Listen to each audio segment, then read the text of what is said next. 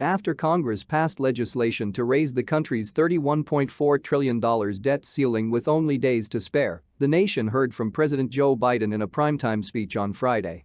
The president emphasized that unity had made it possible while delivering his first speech from behind the Resolute Desk in the Oval Office.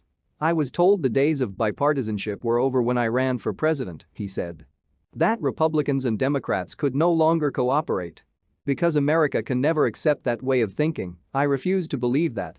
I just signed into law a bipartisan budget agreement that reduces the deficit, protects Social Security, Medicare and Medicaid, and satisfies our duty to our veterans while averting the first ever default.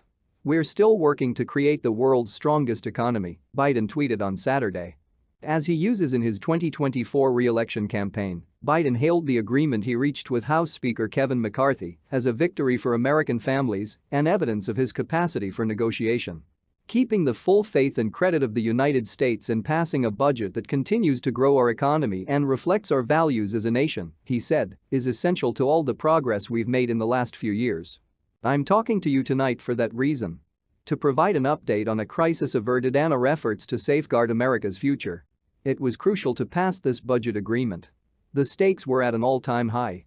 He noted how the agreement was reached and said that while no one got everything they wanted, steps were taken to avoid the worst-case scenario, which would have likely resulted in a recession and the loss of millions of jobs. "I am aware that unity and bipartisanship are difficult," he said. "However, we can never give up trying. Because there is no other course of action in situations like the ones we have just faced, where the American and global economies are in danger of collapsing, no matter how heated our political debate becomes." He recited one of his most memorable passages from his inaugural speech, urging Americans to stop shouting, lower the temperature, and work together to pursue progress. Biden and McCarthy argued back and forth for several months before coming up with the Fiscal Responsibility Act. Through January 1, 2025, the debt ceiling is raised in exchange for some federal spending reductions. After weeks of concern that the country would plunge into economic chaos if it couldn't pay all of its bills, including Social Security or Medicaid benefits, on time and in full for the first time in history, Biden signed the bill on Saturday. In his remarks from the Oval Office, Biden singled out McCarthy and the GOP and White House negotiating teams for being completely honest and respectful with one another, and he also praised the work of other top congressional figures. Biden stated that both sides kept their word and that they acted responsibly to put the good of the country ahead of politics. Biden chose the Oval Office because he wanted to feel the gravity of the occasion, White House Press Secretary Karine Jean-Pierre said in response to an earlier question from ABC News' Elizabeth Schultz. While working behind the scenes to hammer out the agreement, Biden occasionally infuriated Democrats, particularly those in the progressive wing of the party, who were concerned he was caving into Republican demands too much. At one point, a number of members of his party urged him to act alone and raise the debt ceiling unilaterally, in accordance with the 14th Amendment. Biden ultimately rejected this idea, but he promised to further consider it. He stated earlier this week, "I have been clear that the only path forward is a bipartisan compromise that can earn the support of both parties."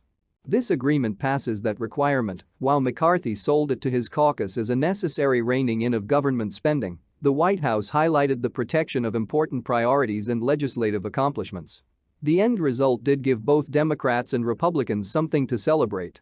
McCarthy said, "I wanted to make history," as he celebrated the bill's passage in the House.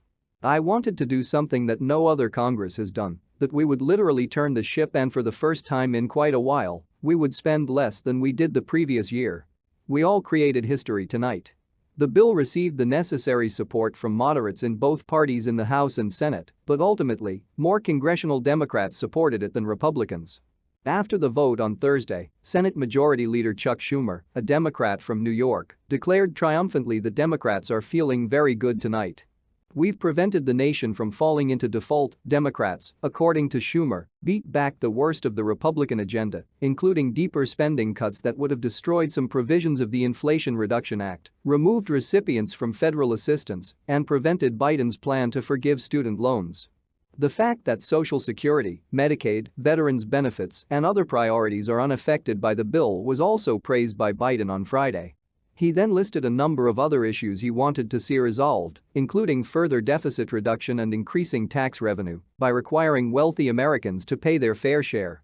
He declared, "I'm returning, and with your assistance, I'm going to win."